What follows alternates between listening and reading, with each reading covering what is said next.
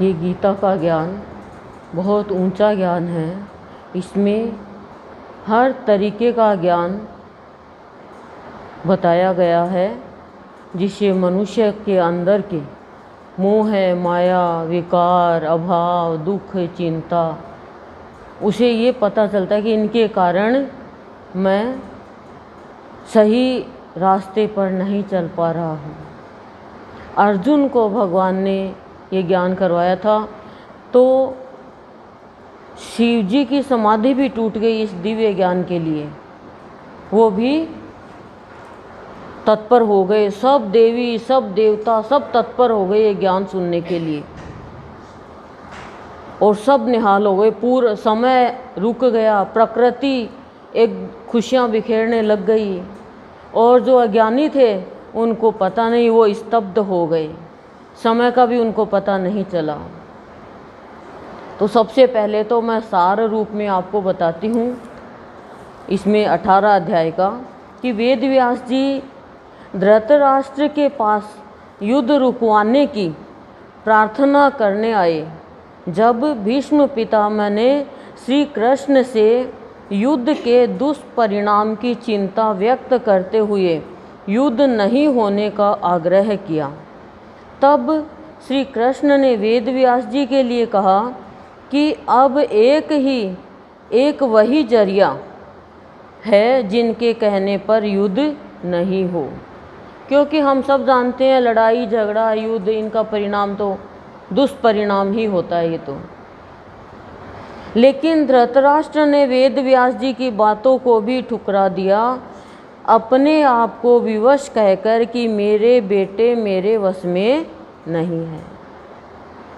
अवसर दिया था वेद व्यास जी को, लेकिन उन्होंने इतने बड़े महाज्ञानी का परामर्श भी ठुकरा दिया। जब युद्ध के लिए कौरवों व पांडवों की सेना तैयार थी, दोनों आमने सामने खड़ी थी, तब अर्जुन श्री कृष्ण को दोनों सेनाओं के मध्य अपना रथ ले जाने को कहता है। वह चाहता है अवलोकन करना यानी निरीक्षण करना। सबसे पहले तो निरीक्षण का महत्व है। मनुष्य को भी अपने इस जीवन के घटनाक्रम में हर कार्य के लिए, बात के लिए निरीक्षण करना चाहिए, अवलोकन करना चाहिए, अच्छा क्या है और बुरा क्या है। सामने वाले के व्यवहार के मुताबिक हमें व्यवहार नहीं करना चाहिए, यही निरीक्षण है। जैसे कोई बड़ा महान पुरुष आने वाले होते हैं तो हम निरीक्षण करते हैं कि सारी चीज़ सही है ना, पानी, बिजली, बैठने की व्यवस्था, कुर्सी की व्यवस्था सारी। ऐसे ही जीवन के लिए भी निरीक्षण करते रहना चाहिए।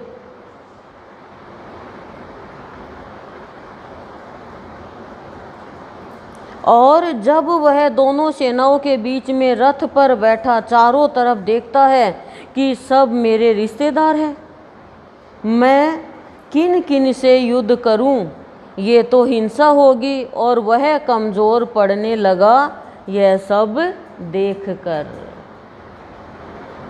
कि तो मेरे रिश्तेदार है, कमज़ोर पड़ गया ये सब देखकर। अर्जुन का आत्मविश्वास कमज़ोर पड़ने लगा, वीर रस की जगह भावना में बह गया। वीर रस है उसके अंदर फूल, लेकिन वो भावना में बह गया कि तो हिंसा हो जाएगी। वहीं पे गलती हो गई उससे। और श्री कृष्ण ने अर्जुन को कहा कि ये वक्त सोचने का नहीं, युद्ध करने का है। भगवान कह रही है सोच मत, तो युद्ध कर। देवता भी तेरी वीरता देखना चाहते हैं। अर्जुन भीतर से कांप गया। अर्जुन ने रिश्तों का वास्ता देकर कृष्ण को कहा कि मैं इनका वध नहीं कर सकता, मैं ये घोर पाप नहीं कर सकता। श्री कृष्ण ने कहा कि पार्थ, तुम इसे अपना समझते हो, इसलिए डर रहे हो। अपनापन ही डराता है। नोट करना बात। ये घोर पाप मैं नहीं कर सकता। श्री कृष्ण ने कहा कि हे पार्थ, तुम इसे अपना समझते हो इसलिए डर रहे हो। सबसे पहला ज्ञान, किसी को अपना मत मानो, नहीं तो खुद से पाप हो जाएगा। यदि अर्जुन तुम इन्हें नहीं मारोगे तो वे तुम सबको मौत के घाट उतार देंगे। ज्ञान, सबसे पहले ज्ञान योग करवा देंगे। ज्ञान करा रहे हैं, तू मत मार, तुम सबको मौत के घाट उतार देगा। भगवान साक्षात ज्ञान दे रहे हैं, फिर भी अर्जुन नहीं मानता, नहीं मानता। मोह जो होता है ना, वो शैतानी करता है, बदमाशी करता है, अहंकारी है। उसको यदि कुछ कह दे तो सीधा धरती पे आ जाए, नहीं तो वो सिर पे चढ़ के पूरे वंश को ही खत्म कर देता है, इज्जत मिट्टी में मिला देता है। सत्संगी होने के नाते ज्ञान ले लेना आप लोग। साफ मना कर देता है कि ये अधर्म है, वे मुझे मार डाले, चाहे मार डाले, मैं तो नहीं मारूंगा, ये अधर्म है। क्यों? अपनापन आ गया। लेकिन कृष्ण, ये अन्याय मैं नहीं करूंगा। अब भगवान अर्जुन से कह रहे हैं, अब भगवान कह रहे हैं, अर्जुन तो बोल लिया, अब भगवान कह रहे हैं, हे अर्जुन, तुम विचलित होने से विधि का विधान नहीं बदलेगा। हम विचलित हो जाएंगे और निर्णय नहीं ले पाएंगे, डर जाएंगे, तो विधि का विधान तो नहीं बदलने वाला। नोट करते रहना एक एक बात, समझ गए? अर्जुन, तुम अपने कर्तव्य व धर्म से भाग रहे हो, ऐसा नहीं करके। जो प्राणी ऐसा नहीं करता ना, वो अपना कर्तव्य और धर्म दोनों ही भूल जाता है। हे अर्जुन, तुम इन्हें नहीं मारोगे तो भी ये मरेंगे, क्योंकि इनके प्रारब्धानुसार अब इनका मरना निश्चित है। कितना बड़ा ज्ञान दे रहे हैं भगवान कृष्ण, और यही ज्ञान आपको मिल रहा है। कितना भाग्य है हमारा। ये मैंने बहुत साल पहले ही लिखा था कॉपी में, मुझे नहीं पता मेरा लिखा हुआ काम आएगा क्या, धुंधला भी हो रहा है। विधाता का निर्णय अटल व अचूक है, कोई नहीं उसको हटा सकता। अटल है और अचूक है भगवान का निर्णय। मनुष्य सोचता है बस मेरा निर्णय चलेगा, नो नो नो नो, ये सब टलने वाला नहीं। ध्यान रखो, जो होने वाला वो टलने वाला नहीं है। हम बहुत बार टालने की कोशिश करते हैं, बहुत सर्कमस्टांसेस जैसे हम लाते हैं, क्योंकि भगवान ने भक्तों में कुछ तो शक्ति दी ही है, लेकिन प्रारब्ध है उनका ऐसा होता है। दो का होता है तो एक का अच्छा होता है तो दूसरे का खराब हो जाता है, दूसरे का होता है तो पहले का हो जाता है, और वो बात बनती नहीं। क्यों? प्रारब्ध अटल है। भगवान के ने जो कर दिया फैसला, उसको कोई मिटा नहीं सकता।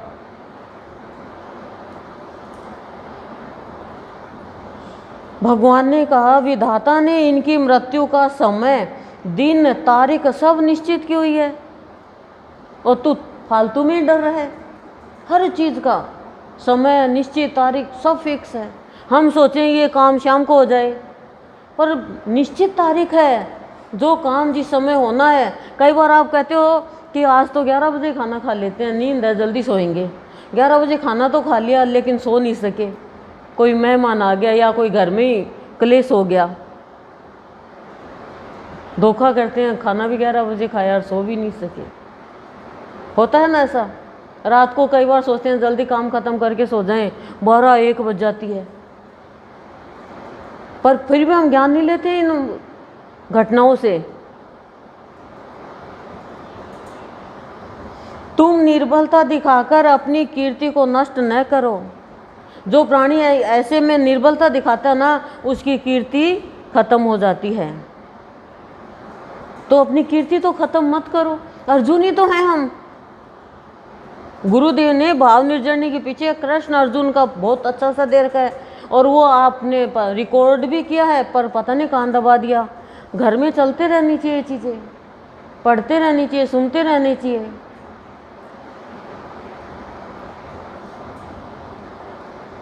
ये तो मृत्यु समान है, ऐसा करना, निर्बलता दिखाना तो मृत्यु समान है। तुम अज्ञान के अंधेरे से निकलो, अपनी दृष्टि को दिशा दो। जो जन्म लेगा वह मरेगा, चाहे कुछ भी हो, कोई भी हो, ये सृष्टि का नियम है। तुम युद्ध करके अपने कर्तव्य का पालन करो। अब युद्ध करना भी कर्तव्य का पालन है। भगवान ने तो निमित्त बनाया, पहले कह दिए तो मरे हुए हैं, ये तो मरेंगे। अर्जुन कह रहा है मैं माध्यम क्यों बनूं इन्हें मारकर।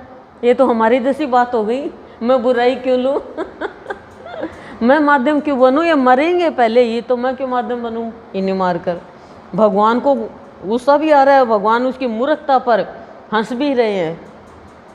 कृष्ण ज्ञान करा रहे हैं, पूछ रहे हैं कि अर्जुन इनमें से कौन है तुम्हारे ये जो खड़े हैं शरीर से, ये तो शरीर है। ज्ञान करा रहे हैं। भीष्म पितामह के अंदर आत्मा है। देखो भगवान ने अर्जुन को दिव्य चक्षु देकर आत्मा को दिखाया कि भीष्म पितामह जो भीतर आत्मा है, प्रकाश है, वही है। भीष्म पितामह ये शरीर नहीं, भीष्म पितामह आत्मा है। भगवान ने दिव्य दृष्टि दी और भगवान ने अपने चक्र से भीष्म पितामह के 2 टुकड़े भी कर दिए। कह रहे हैं कि देखो अर्जुन, मेरे चक्र से मैं भीष्म पितामह का शरीर काटता हूँ तो शरीर मरेगा, आत्मा का कुछ नहीं बिगड़ेगा। आत्मा प्रकाशित है, उसको काट भी नहीं सकता कोई। ये परम सत्य है कि आत्मा अविनाशी है, आत्मा अजर है, अमर है। शरीर और शरीरी, शरीर तो सदा रहता नहीं, शरीरी कभी मरता नहीं। जैसे कपड़े बदलते हैं वैसे ही ये शरीर तो कपड़ा है, बदलता रहता है।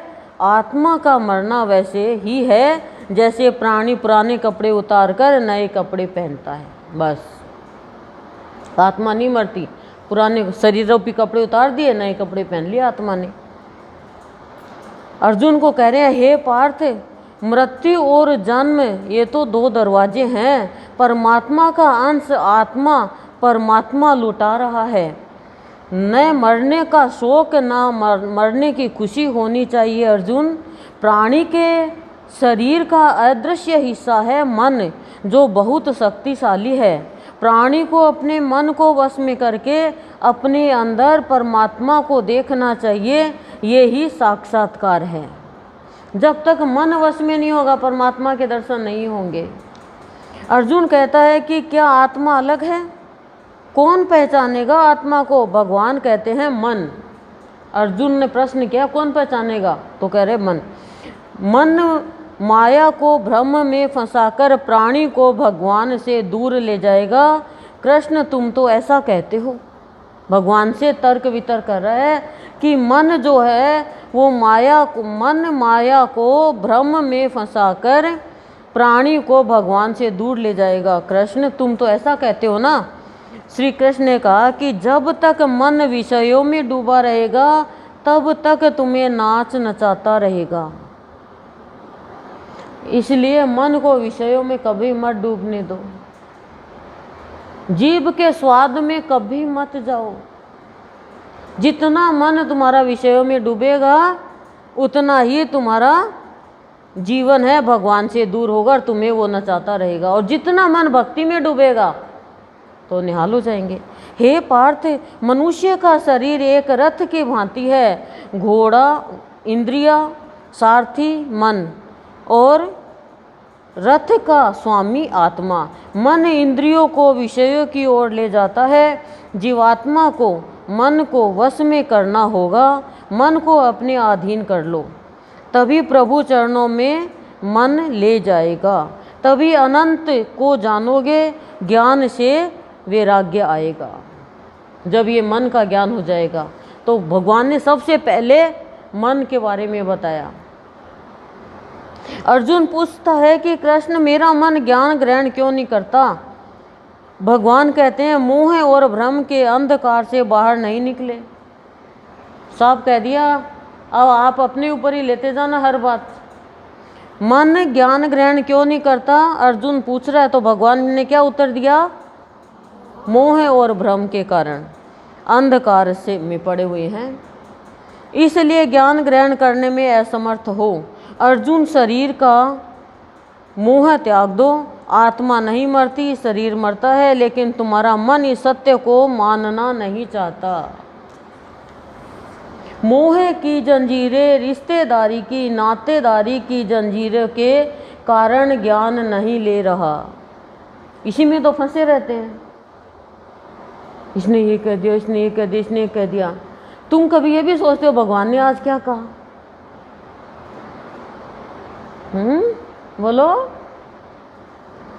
इस जंजीर को तोड़ दो। अर्जुन कह रहा है अभिमन्यु मेरा पुत्र है, ये सब मेरे भाई है, भीष्म पितामह, पांडु मेरे पिता है, क्या भूल जाऊं? ये रिश्ते नाते इस जन्म के हैं, जन्म से पहले और पश्चात। जन्म में कौन थे, पिछले जन्म में कौन थे, क्या थे, अगले जन्म में वे क्या होंगे। पिछले जन्म में तुम मरे थे, तब सब रिश्तेदार रोए होंगे। आज तो तुम्हें याद नहीं पिछले जन्म की बात, इसलिए दुख शोक से दूर हो जा। कह रही ये तेरे इस जन्म में रिश्तेदार है, पिछले जन्म में तो कोई और ही थे, तो उनके लिए भी रोया होगा। तू मरा होगा अर्जुन, तो वो भी रोए होंगे, क्या तेरे को याद है? तो रिश्तेदारी तो इतनी है खाली। ये सब मेरी माया है, माया के प्रभाव से रोने वाले, शोक मनाने वाले कुछ समय बाद सब खुशियां मनाने लग जाते हैं। रिश्ते नातों के चक्र व्यूह से बाहर आ जाओ, आत्मा को मानो, आत्मा को जानो, तभी हमारे अंदर ज्ञान होगा और वैराग्य आएगा। भगवान की कृपा हुई है गुरुदेव की, तभी तो हमें ये ज्ञान करा रही है। ये मान के चलो, अब ये जंजीरें गुरुदेव जब तक तोड़ेंगे नहीं, तब तक हम भी कितने भी होशियार हो कमज़ोर बने रहेंगे।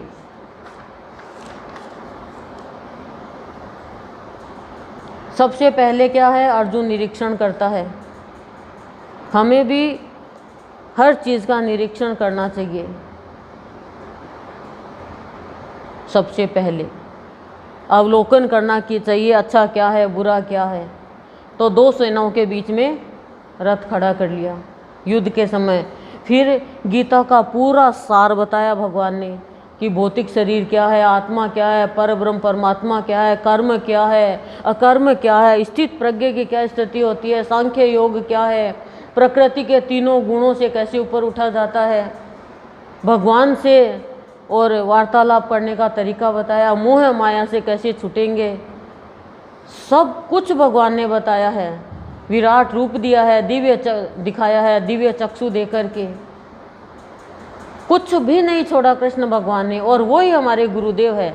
भाव निर्जन में पूरी गीता का सार है। लेकिन अब गुरुदेव ने चाहा होगा कि सारे पकवान ही खाने हैं, हमें तो जितना भी ज्ञान है ग्रंथों का वो सब हम लेंगे, तभी तो मनुष्य जीवन सफल होगा हमारा। और तो और इसमें कृष्ण भगवान ने चेतना के बारे में विशेष बताया है। भक्ति योग, पुरुषोत्तम योग, स्वभाव, देवी स्वभाव, आसुरी स्वभाव, श्रद्धा से प्राणी कितना महान होता है। श्रद्धा से कुछ भी दिया गया भगवान को अर्पण करता है तो भगवान स्वीकार करते हैं। पूजा की सामग्री कैसी होनी चाहिए, और शरण में आने के बाद में मनुष्य सब कुछ भगवान को अर्पण कर देता है। पूरा सब कुछ भगवान दे देते हैं, तब वो भगवान की शरण में आता है, तब वो भगवान का कहना मानता है। इतने वो भगवान का कहना नहीं मानता। तो अब हम शुरू करते हैं।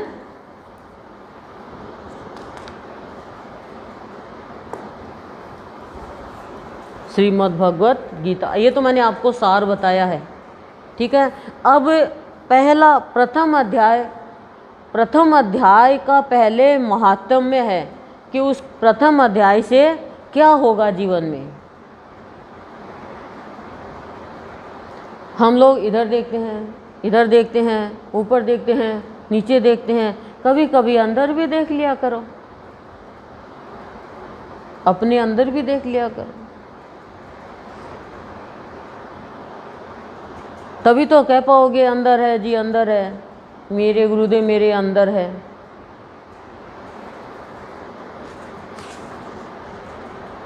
जब गीता का ज्ञान करवाया था तब सब देवी देवता सब आ गए थे, सब खुश हो गए थे। बहुत ऊंचा ज्ञान है ये, बहुत भाग्यशाली को मिलता है ये। ध्यान से सुनना, प्रार्थना करना, मेरा ध्यान इधर उधर नहीं जाए, ये मान के चलो गुरुदेव साक्षात कृष्ण रूप में हमें ज्ञान दे रहे हैं। और अर्जुन कितना भाग्यशाली देख लो, खाली एक अर्जुन को ही मिला। कृष्ण भगवान से पहले सूर्य देव ने दिया था ये गीता का ज्ञान। श्रीमद् भगवत गीता के पहले अध्याय का महात्म्य।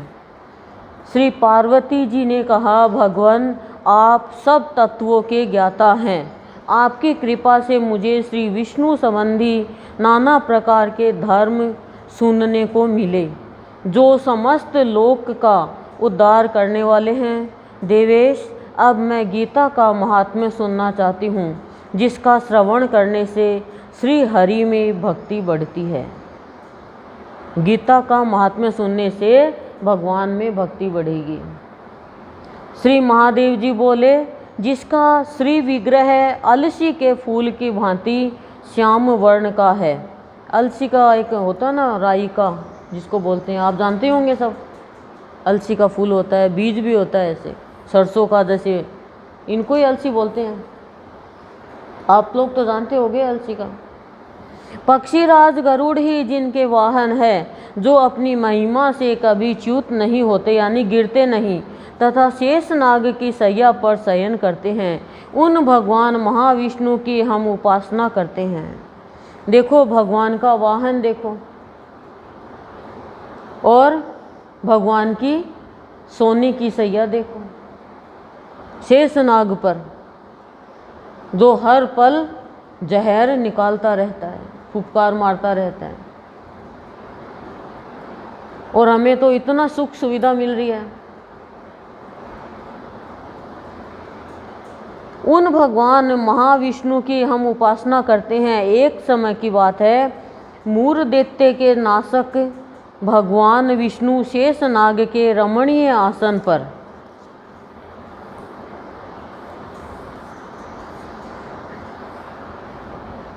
सुख पूर्वक विराजमान थे। उस समय समस्त लोकों को आनंद देने वाली भगवती लक्ष्मी ने आदर पूर्वक प्रश्न किया।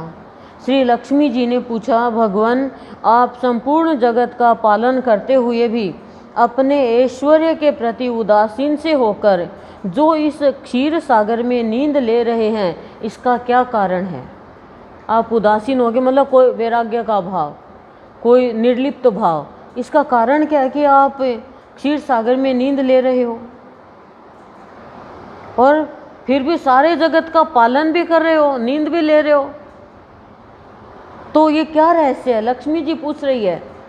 भगवान बोले, सुमुखी, सुंदर मुख वाली, आप भी कहना कभी कि हमें भी आप कभी तो सुमुखी बोलो, हम कितने सुंदर सुंदर होते हैं।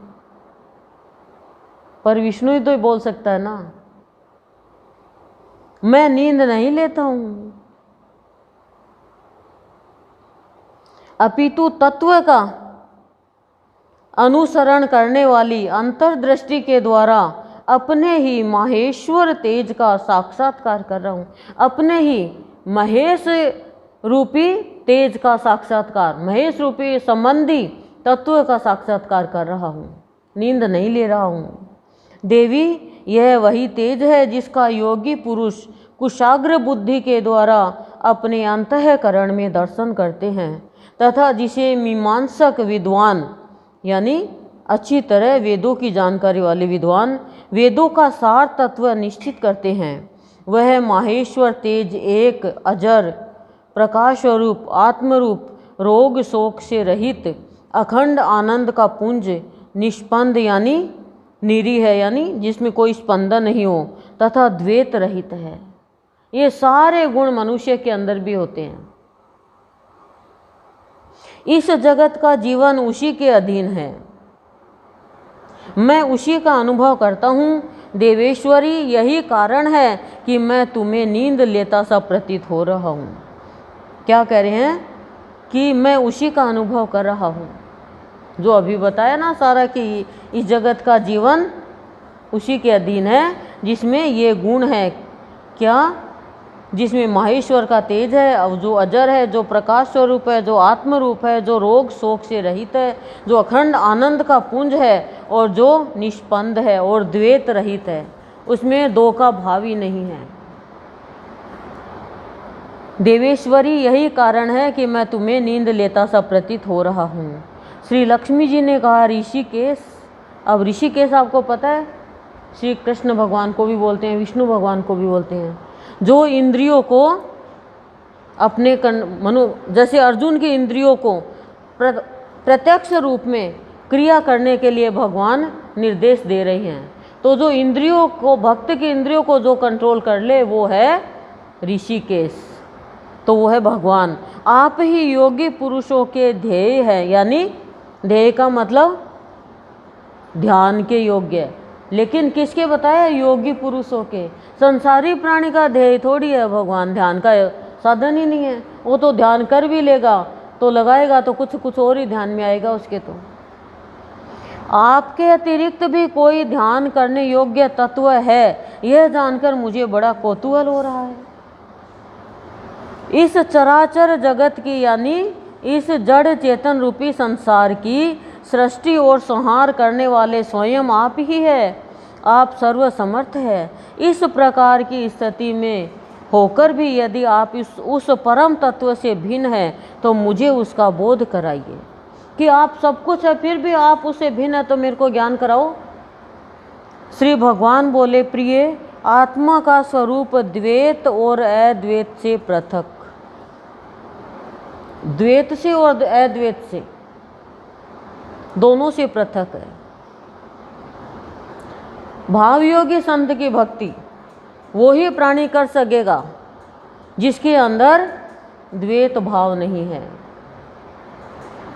असमानता का भाव नहीं है और शर्म नहीं है।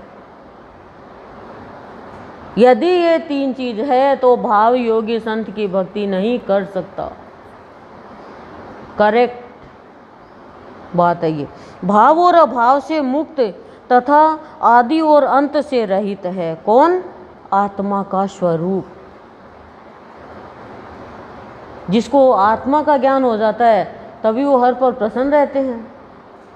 क्यों? उसके अंदर ना द्वैत न अद्वैत न भाव न अभाव न मुक्त कुछ भी नहीं रहता है। वो तो हर चीज़ से ऊपर उठा होता है, यानी कर्मातीत, भावातीत, है ना, अद्वैतातीत, गुणातीत, सब अतीत हो जाता है उसके लिए। इसीलिए आत्मा का ज्ञान जरूरी है, तभी वो दिव्य दृष्टि के द्वारा सबको देख लेता है और तभी वो मान अपमान से ऊपर उठ जाता है। शुद्ध ज्ञान के प्रकाश से उपलब्ध होने वाला तथा परमानंद स्वरूप होने के कारण एकमात्र सुंदर है कौन? आत्मा। वही मेरा ईश्वरीय रूप है। आत्मा ही ईश्वरीय रूप है। आत्मा का एकत्व ही सबके द्वारा जानने योग्य है। आत्मा का एकत्व, आत्मा एक तत्व, सब में एक ही आत्मा है, उसको जानो। मनुष्य के अंदर करने की शक्ति, जानने की शक्ति और मानने की शक्ति, ये तीन शक्ति जिस मनुष्य में है वो मनुष्य आत्मा का तत्व जान सकता है। आत्मा का एकत्व ही सबके द्वारा जानने योग्य है। गीता शास्त्र में इसी का प्रतिपादन हुआ है। पूरा आत्मा का ही ज्ञान है। अमित तेजस्वी भगवान विष्णु के ये वचन सुनकर लक्ष्मी देवी ने शंका उपस्थित करते हुए कहा। अमित यानी असीम, विशाल, तेजस्वी भगवान विष्णु के जब ये वचन लक्ष्मी जी ने सुने तो देवी ने शंका उपस्थित करते हुए कहा। क्या कहा? भगवान, यदि आपका स्वरूप स्वयं परमानंदमय और मन वाणी की पहुँच के बाहर है, तो गीता कैसे उसका बोध करती है? बताओ आप। आपका स्वरूप परमानंदमय और मन वाणी की पहुँच के ऊपर ही है। ना तो मन से उसको जाना जाता और न वाणी से उसको व्यक्त किया जाता, तो फिर ये गीता कैसे उसका बोध कराती है? मेरे इस संदेह का आप निवारण कीजिए। श्री भगवान बोले, सुंदरी, देखो अपनी पत्नी को, पहले सुमुखी बोला, फिर सुंदरी बोला, इज्जत दे रहे हैं। सुनो, मैं गीता में अपनी स्थिति का वर्णन करता हूँ। क्रमशः 5 अध्यायों को तुम 5 मुख जानो। 5 अध्याय क्या है? भगवान के मुख। 10 अध्यायों को 10 भुजा समझो। 10 अध्याय भगवान की 10 भुजा है, तथा 1 अध्याय को उदर, पेट, और 2 अध्यायों को दोनों चरण कमल जानो। ये है गीता। इसलिए गीता को ऊंचा बताया है, इसलिए गुरुदेव हमें ये ज्ञान करा रहे हैं। समझ गए गीता का क्या रूप है? इस प्रकार ये 18 अध्यायों की वांग्मयी ईश्वरीय मूर्ति, वांग्मय यानी सरस्वती देवी, वो ईश्वरीय मूर्ति ही समझनी चाहिए। 18 अध्यायों की जो सरस्वती ईश्वरीय मूर्ति ही समझनी चाहिए। यह ज्ञान मात्र से ही महान पातकों का नाश करने वाली है, महान से महान पापियों का नाश करने वाली है, इसका ज्ञान होने पर, ये ज्ञान होने पर। इसलिए आप ध्यान से इन अध्यायों को सुनना। यदि आपको थोड़ी बहुत नींद आए, देखो खाना खाते हैं तो नींद आती है और खाना तो खाना ही पड़ेगा, तो आप पहले सो जाया करो ताकि ये अध्याय ध्यान से सुनो। तो ये जो पहले के 5 अध्याय है, ये मानो भगवान के मुख कमल को हम ग्रहण कर रहे हैं, उनका तेज हमें मिल रहा है। 10 अध्याय क्या बताया है? भुजा। तो भगवान हमें अपनी भुजा का ज्ञान कराएंगे, शक्ति देंगे। 1 उदर और 2 चरण कमल, हो गए 18। जो उत्तम बुद्धि वाला पुरुष गीता के 1 या आधे अध्याय का, उत्तम बुद्धि वाला पुरुष गीता के 1 या आधे अध्याय का अथवा 1 आधे या चौथाई श्लोक का भी प्रतिदिन अभ्यास करता है, वह सुशर्मा के समान मुक्त हो जाता है। अब आगे बता रहे सुशर्मा कौन है। श्री लक्ष्मी जी ने पूछा, देव ये सुशर्मा कौन था, किस जाति का था और किस कारण से उसकी मुक्ति हुई? कहने का तात्पर्य क्या है? हर स्त्री और हर पुरुष लक्ष्मी नारायण का रूप है। भगवत चर्चा जरूर हर पति पत्नी को आधी घंटा बैठ के करनी चाहिए, चाहे बिना मन के ही करे। एक ऐसा टाइम होना चाहिए, कोई भी ले लें हम किताब। श्री भगवान बोले, प्रिय सुशर्मा बड़ी खोटी बुद्धि का मनुष्य था। देखो इसमें ये बताया, महात्म्य में बताया है कि कैसे से कैसा पापी हो, पातक हो, उसका भी उद्धार हो सकता है। तो ऐसा तो कोई भी हमारी निगाह में है ही नहीं। सुशर्मा बड़ी खोटी बुद्धि का मनुष्य था, पापियों का तो वह शिरोमणि ही था। उसका जन्म वैदिक ज्ञान से शून्य एवं क्रूरतापूर्ण कर्म करने वाले ब्राह्मणों के कुल में हुआ था। वह न ध्यान करता था, न जप, न होम करता था, न अतिथियों का सत्कार। वह लंपट होने के कारण सदा विषयों के सेवन में ही आसक्त रहता था। हल जोतता और पत्ते बेचकर जीविका चलाता था। उसे मदिरा पीने का व्यसन था तथा वह मांस भी खाया करता था। देखो सारे अवगुण।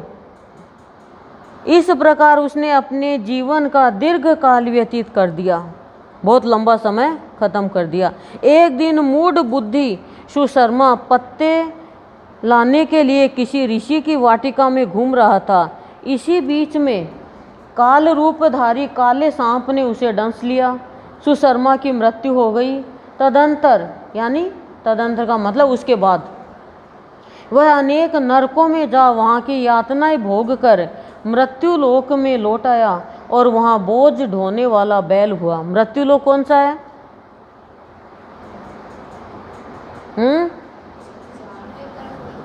मृत्यु लोक ही तो है ये हम मृत्यु लोक में ही हैं। नरकों में जाकर यातना होकर फिर मृत्यु लोक में आ गया। ये मृत्यु लोक है, यहाँ पे मरते हैं, जन्म लेते हैं। मृत्यु लोक में आकर क्या हुआ? बैल। उस समय किसी पंगु ने अपने जीवन को आराम से व्यतीत करने के लिए उसे खरीद लिया। बैल ने अपनी पीठ पर पंगु का भार ढोते हुए बड़े कष्ट से 7-8 वर्ष बिताए। एक दिन पंगु ने किसी ऊंचे स्थान पर बहुत देर तक बड़ी तेजी के साथ उस बैल को घुमाया। इससे वह थककर बड़े वेग से पृथ्वी पर गिरा और मूर्छित हो गया। उस समय वहाँ कुतूहलवश आकृष्ट हो, यानी आश्चर्यपूर्वक आकृष्ट हो, उधर आकृष्ट होना मतलब उसकी ओर खींचना, बहुत से लोग इकट्ठे हो गए। उस जन समुदायों में से किसी पुण्यात्मा व्यक्ति ने उस बैल का कल्याण करने के लिए उसे अपना पुण्य दान किया।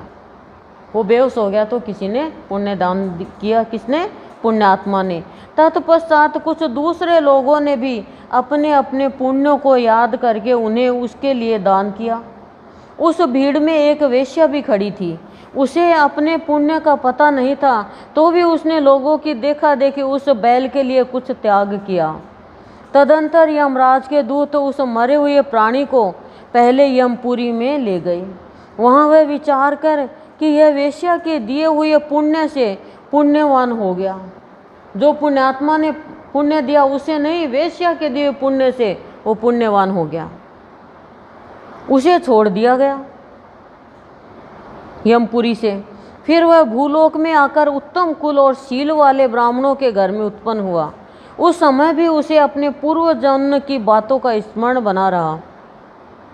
बहुत दिनों के बाद अपने अज्ञान को दूर करने वाले कल्याण तत्व का जिज्ञासु होकर वह उस वेश्या के पास गया और उसके दान की बात बतलाते हुए उसने पूछा, तुमने कौन सा पुण्य दान किया था? भाई दोबारा यहाँ पर आ गया तो वो तो जिंदा थी और उसको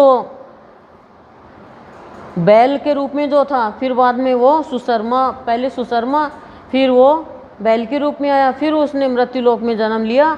तो फिर उसको अपना पिछला जन्म याद था तो वो वेश्या के घर पहुंच गया। हमें भी पिछला जन्म याद हो तो हम भी पहुंच जाए, लेकिन जिंदगी बिगड़ जाती है इसमें।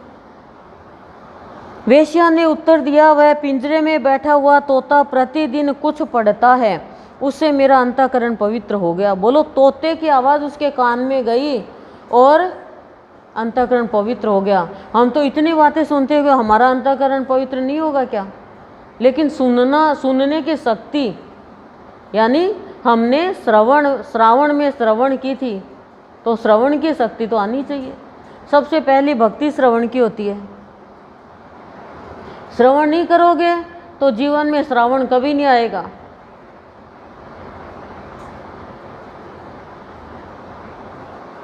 उसी का पुण्य मैंने तुम्हारे लिए दान किया था। इसके बाद उन दोनों ने तोते से पूछा। तब उस तोते ने अपने पूर्व जन्म का स्मरण करके प्राचीन इतिहास कहना आरंभ किया। तोते को भी अपना पूर्व जन्म याद था। सुख बोला, पूर्व जन्म में मैं विद्वान होकर भी विद्वता के अभिमान से मोहित रहता था। विद्वान तो था लेकिन विद्वता का अभिमान था। देखो अभिमान क्या करता है। मेरा राग द्वेष इतना बढ़ गया था कि मैं गुणवान विद्वानों के प्रति भी ईर्ष्या भाव रखने लगा। कितना बड़ा अवगुण है। बहुत बड़ा विद्वान था लेकिन बहुत बड़े विद्वानों के प्रति भी मैं ईर्ष्या, राग, द्वेष ये रखने लगा कि इनका नाम नहीं हो जाए। इसलिए कभी किसी से ईर्ष्या नहीं करनी चाहिए। अभिमान ईर्ष्या करवाता है।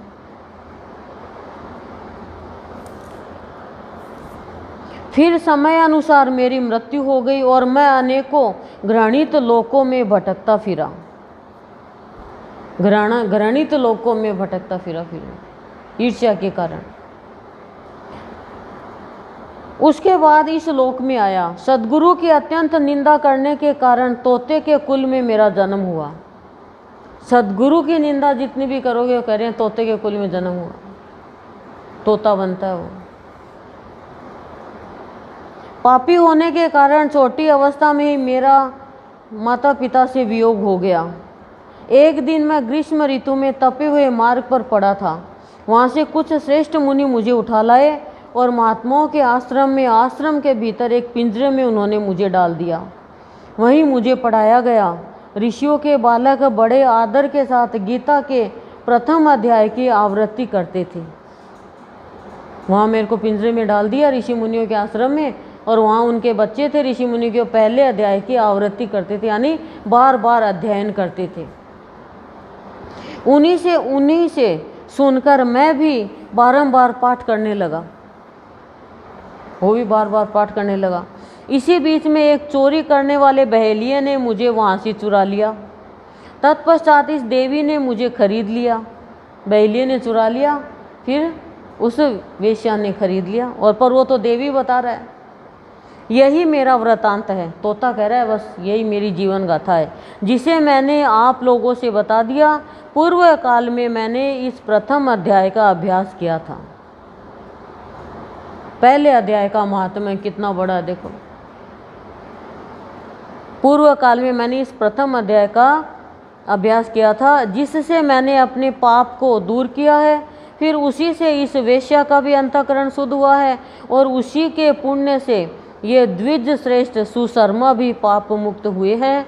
इस प्रकार परस्पर वार्तालाप और गीता के प्रथम अध्याय के महात्म्य की प्रशंसा करके वे तीनों निरंतर अपने अपने घर पर गीता का अभ्यास करने लगे। फिर ज्ञान प्राप्त करके वे मुक्त हो गए।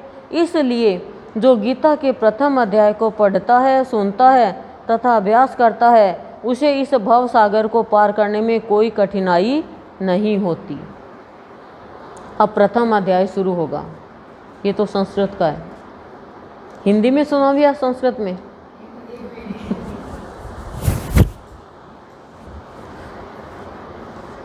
हिंदी में सुनकर किसी की हिंदी मत करना, निशु शर्मा के जैसे बन जाओगे।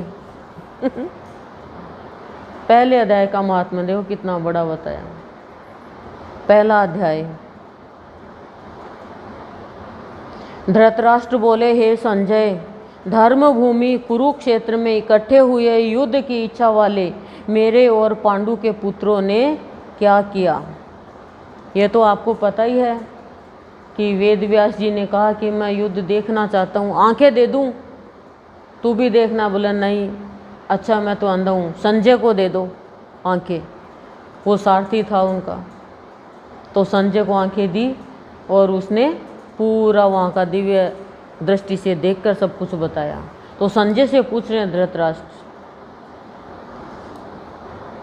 इस पर संजय बोले, उस समय राजा दुर्योधन ने व्यूह रचना युक्त पांडवों की सेना को देखकर और द्रोणाचार्य के पास जाकर यह वचन कहा। बता रहे हैं पूरी घटनाक्रम की दुर्योधन ने क्या किया। हे आचार्य, आपके बुद्धिमान शिष्य द्रुपद पुत्र धृष्टद्युम्न द्वारा व्यूहाकार खड़ी की हुई पांडु पुत्रों की, यानी जो वहाँ की व्यवस्था है उसके लिए बता रहे हैं, पांडु पुत्रों की इस बड़ी भारी सेना को देखिए। दुर्योधन कह रहा है, इस सेना में बड़े बड़े धनुषों वाले युद्ध में भीम और अर्जुन के समान बहुत से सूरवीर हैं, जैसे सात्यकी और विराट तथा महारथी राजा द्रुपद और धृष्टकेतु, चेकितान तथा बलवान काशीराज, पुरुजित, कुंतीभोज और मनुष्यों में श्रेष्ठ शैव्य और पराक्रमी युधामन्यु तथा बलवान उत्तमौजा, सुभद्रा पुत्र अभिमन्यु और द्रौपदी के पांचों पुत्र, यह सब ही महारथी है।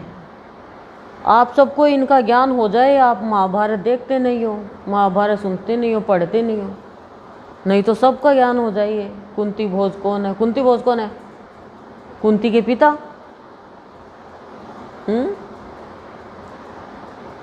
सबका नॉलेज हो जाए आपको। सुभद्रा के पुत्र का पता, अभिमन्यु। चलो कोई बात नहीं, तभी तो ज्ञान मिल रहा है।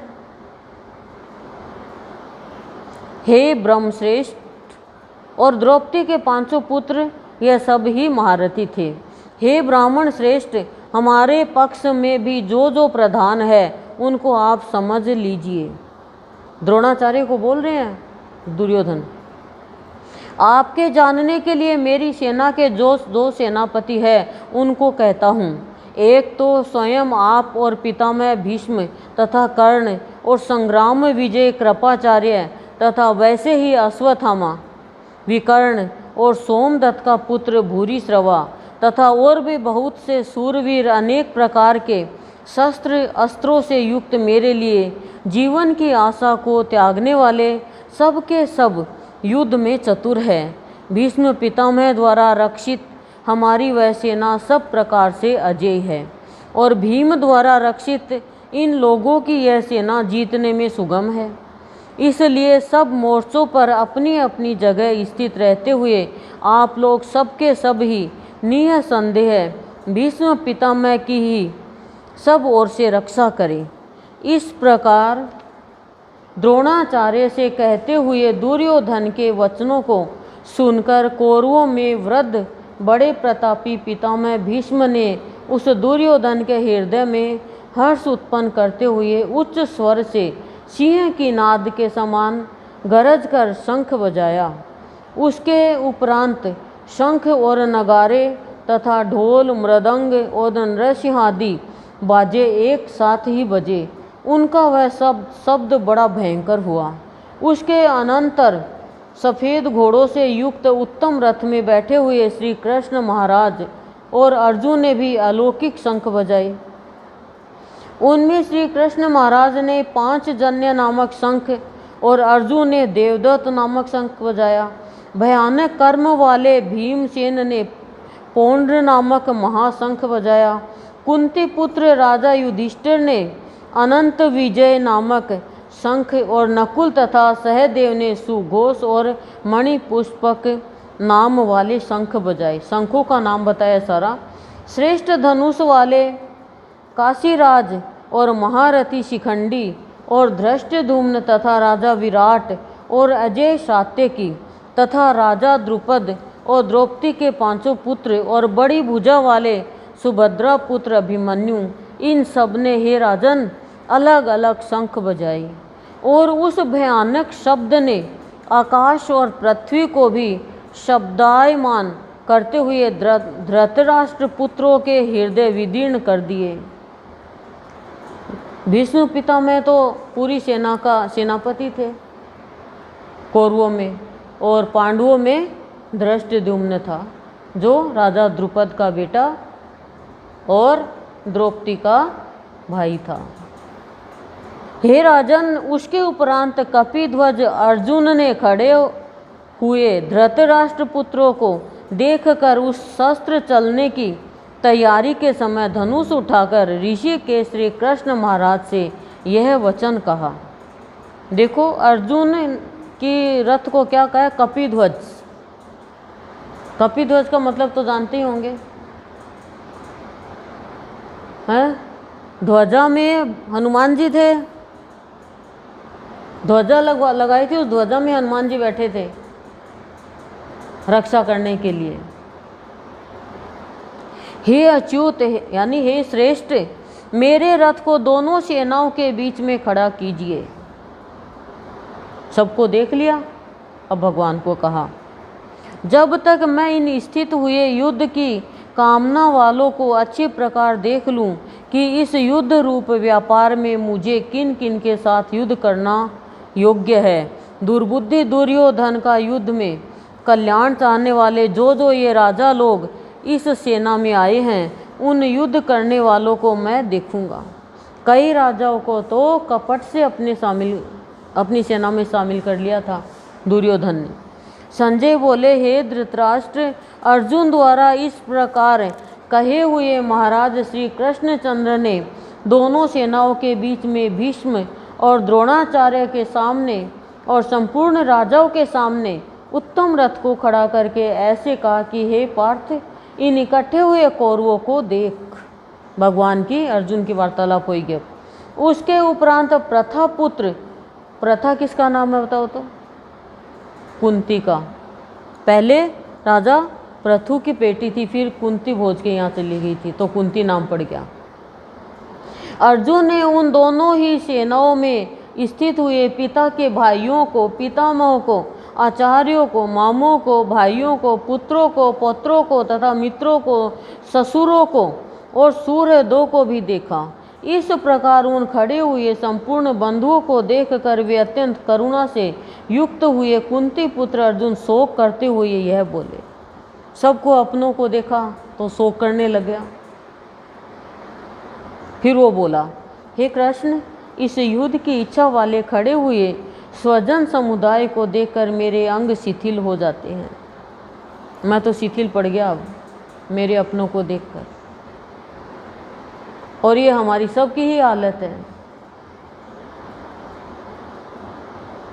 और मुख भी सूखा जाता है और मेरे शरीर में कंप तथा रोमांच हो रहा है। मेरा शरीर कांप रहा है और मेरे अंदर रोमांच हो रहा है। मेरा गला सूख रहा है। मैं इनको कैसे मारूंगा?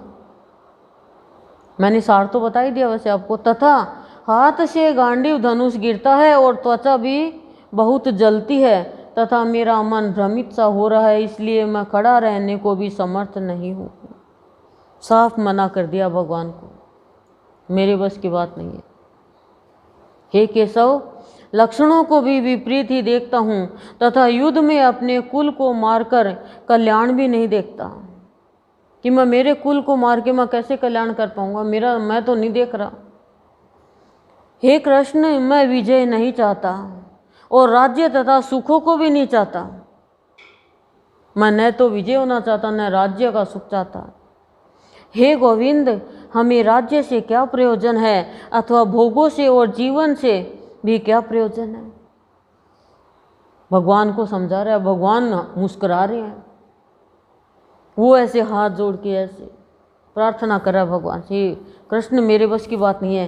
क्योंकि हमें जिनके लिए राज्य भोग और सुखाधिक इच्छित है वे ही सब धन और जीवन की आशा को त्याग कर युद्ध में खड़े हैं।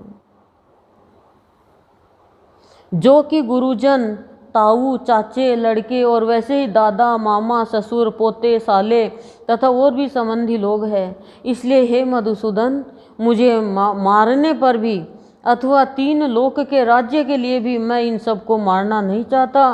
फिर पृथ्वी के लिए तो कहना ही क्या है कि मुझे कुछ भी मिल जाए, मैं तो इनको नहीं मारना चाहता। हे मधुसूदन, हे जनार्दन, धृतराष्ट्र के पुत्रों को मारकर भी हमें क्या प्रसन्नता होगी? देखो, जो शुद्ध सात्विक होता है वो भूल जाता है कि इसने हमारा बुरा किया था। वो ये कह रहा है, कौरवों को मारकर भी, धृतराष्ट्र के पुत्रों को मारकर भी हमें क्या प्रसन्नता होगी? इन आतताइयों को मारकर तो हमें पाप ही लगेगा ना। कृष्ण भगवान को कह रहा है अर्जुन। इसे हे माधव, अपने बांधव धृतराष्ट्र के पुत्रों को मारने के लिए हम योग्य नहीं है, क्योंकि अपने कुटुंब को मारकर हम कैसे सुखी होंगे? हमारे गुरुदेव हमें यही तो ज्ञान करवाते हैं, रोज यही ज्ञान करवाते हैं, लेकिन हम सीख नहीं पाते हैं।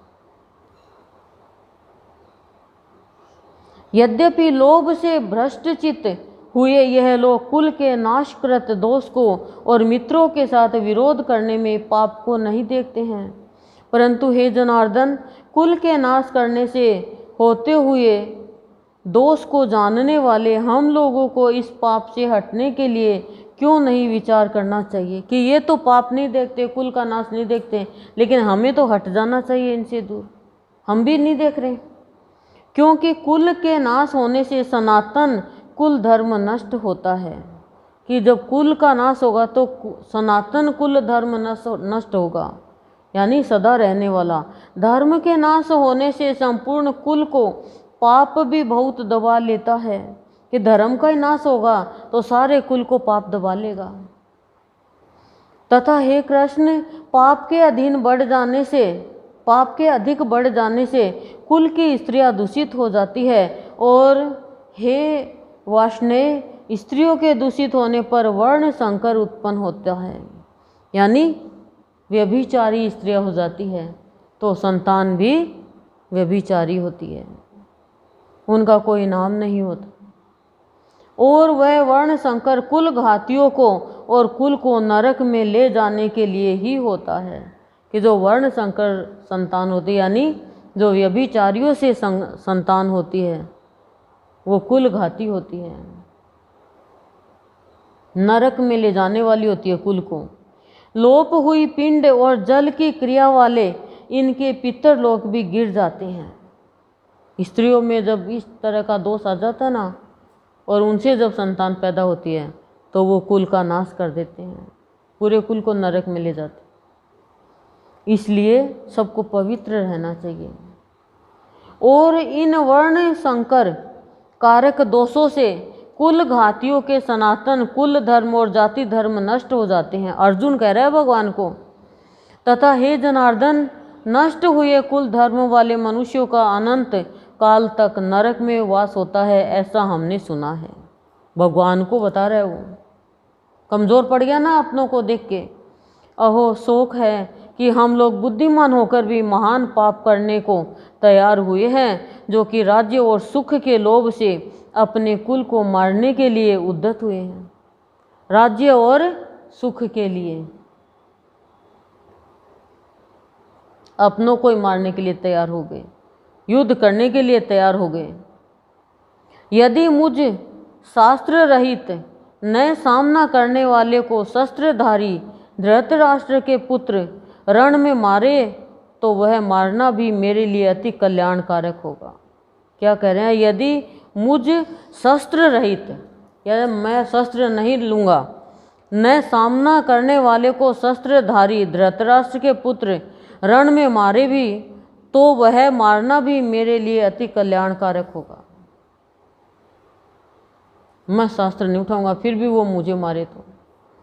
संजय बोले कि रणभूमि में शोक से उद्विग्न मन वाले अर्जुन इस प्रकार कहकर बाण सहित धनुष को त्याग कर रथ के पिछले भाग में बैठ गया, रथ के पीछे चला गया कि मेरे से हे केशव ये नहीं होगा।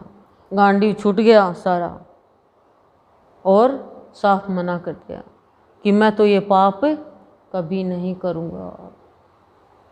और यही हमें गुरुदेव हर तरीके का ज्ञान समझाते हैं कि धर्म और अधर्म समझो। जब अपने सामने आते हैं तो हम धर्म अधर्म दोनों की परिभाषा भूल जाते हैं, और भगवान को भी हम शिक्षा देने लग जाते हैं। वो अर्जुन की हालत हो रही है।